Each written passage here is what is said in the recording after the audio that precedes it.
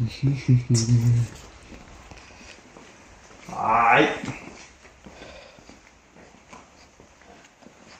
Ah ouais.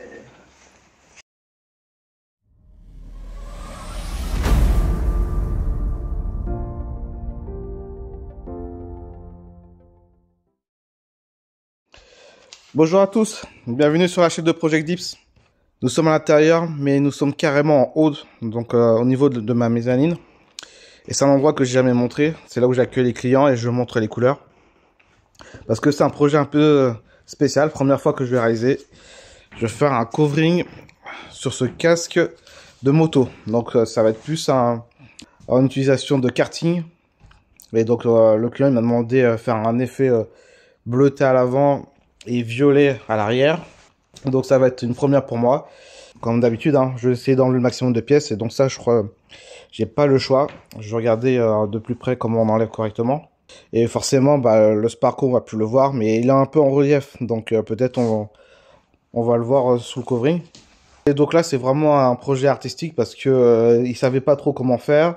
Il m'a dit qu'il faut que ça soit bleu à l'avant et violet à l'arrière. Donc il y aura forcément un dégradé. Mais après, je suis un peu libre de faire ce que je veux au niveau du dégradé. Donc ça va être bien, ça va être un nouveau projet. Et j'espère que ça va pas être trop compliqué pour enlever les accessoires sur le casque. Alors je fais un petit tour de mon bureau. Donc là, bah forcément, il y a mon bureau, c'est là que j'accueille les clients. Et après, j'ai des petits tests. Donc là, il y a la partie jante. Qu'on voit que j'ai fait une petite vidéo là-dessus, qu'on voit un covering liquide avec vernis sur une jante. On peut l'enlever facilement. Après la résistance, je préfère préciser. Alors moi, je roule je roule tous les jours, depuis 1 an, et j'ai pas eu de soucis. J'ai même pas d'endroit où il y a des impacts de cailloux. Donc peut-être je roule beaucoup sur l'autoroute. Je sais pas. Donc bah c'est bien. J'ai pas eu trop d'impact. Donc je sais pas si c'est le fait que le vernis empêche ce genre de soucis. Après, je mets un petit avertissement. Je dis aux gens, si vous voulez faire du covering, de la peinture pelable sur vos jantes, vaut mieux changer les pneus. Parce que on ne sait pas comment ils vont faire les opérateurs pour changer le pneu. Est-ce qu'ils vont prendre soin? Est-ce qu'ils vont abîmer votre covering alors que vous venez juste de le faire? C'est un peu dommage. Là, vous avez vu le dégradé que j'ai fait sur la I20N. Là, le test entre le mat, le full dip sans vernis et le glossy. Après, j'ai fait d'autres petits tests. Et ça, c'est les choses que j'ai fait. C'est du covering. C'est du covering. Là, c'est sans vernis. C'est les anciens coverings que j'ai enlevés. Et vous voyez que j'ai réussi à enlever facilement. Alors là, c'est un covering de mémoire sur un toit. Et il avait 4 ans. Il a 3 ans, presque 4 ans.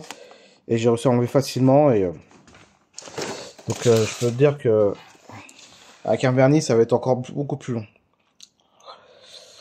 Et après, ici, là, forcément, il y a la machine à café. Et après, il y a les couleurs.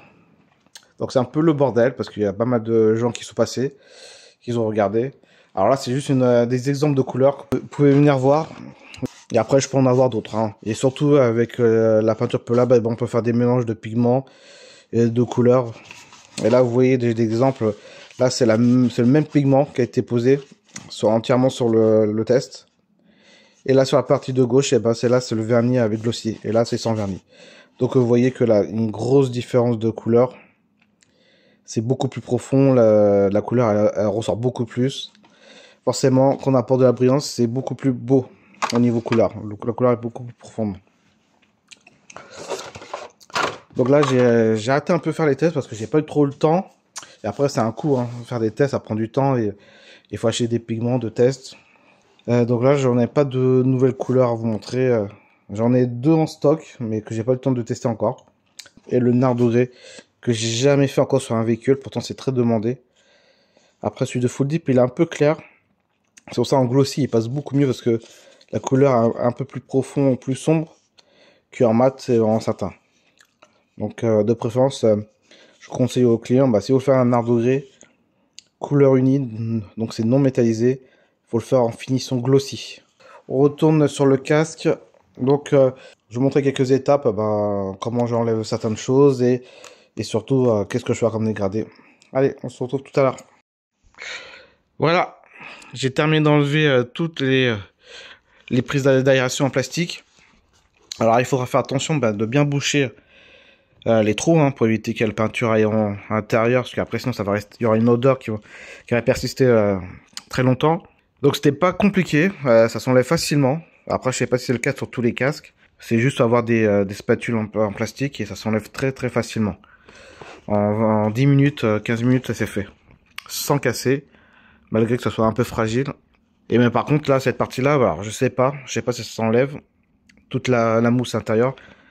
Je viens de terminer de mettre la base noire. Et après maintenant je vais passer à la pigmentation. C'est-à-dire que derrière ça va être un pigment aubergine et devant un bleu électrique. Donc là je vais essayer de voir comment je vais faire un fondu. Pour que ça soit assez beau et je vais voir, je vais m'amuser avec. Voilà, j'ai terminé le covering liquide. Là, il manque plus qu'à mettre le vernis brillant. Donc, je vais vous montrer comme le résultat en mat. Donc, à l'avant, c'est du bleu électrique. Et derrière, c'est un mauve. Non, c'est couleur aubergine. Et après, j'ai rajouté un peu de pigment rose pour faire un peu plus rose que le couleur aubergine. Et après, j'ai essayé de faire un petit dégradé en haut et après derrière en dessous. Et en dessous, j'ai essayé de faire des projections de pigments. Donc après, j'ai utilisé le pinceau, j'ai utilisé la petite soufflette pour essayer de donner une impression de vitesse. Donc on va voir que le vernis brillant a apporté une profondeur à la peinture. Vous vous rappelez, sur le casque, il y avait des parties en aération. Donc c'était du plastique brut, simple. Donc là, je l'ai passé en noir. Et après, j'ai mis un vernis satin.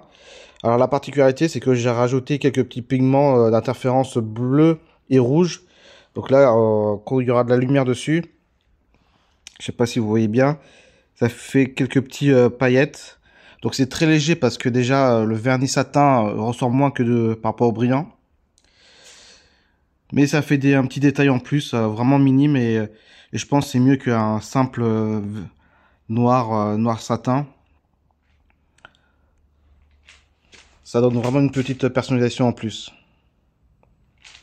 Et je voulais éviter le brillant parce que le brillant, malheureusement, ça se raye facilement. Et donc, vu que c'était un casque déjà brillant, donc je voulais faire une petite différence de finition.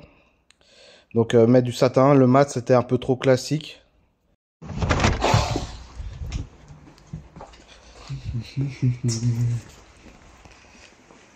Aïe! Ah ouais. Putain.